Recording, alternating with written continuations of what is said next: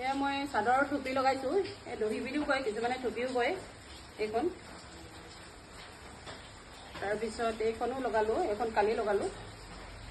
নিজৰখিনিও কৰি লওঁ আৰু আনৰো কৰি দিওঁ, কোনোবাই দিলে মই এনেকৈ কৰি দিওঁ। এইখিনি মোৰ আজৰি সময়ৰ কাম আৰু। তাৰপিছত এইফালে মই বৰ্ণালী সূতা এনেচা কিনি আনিছিলোঁ, এনেকৈ এতিয়া ভাগ ভাগ কৰি লৈছোঁ দহি লগাবলৈ। এয়া এইফালে এইটো, এয়া মই বেজীৰে চিলাই লৈছোঁ ফাৰ্ষ্টত সূতাডাল। চিলাই পিনি মই বান্ধি লৈছোঁ দহিটো বান্ধিবলৈ।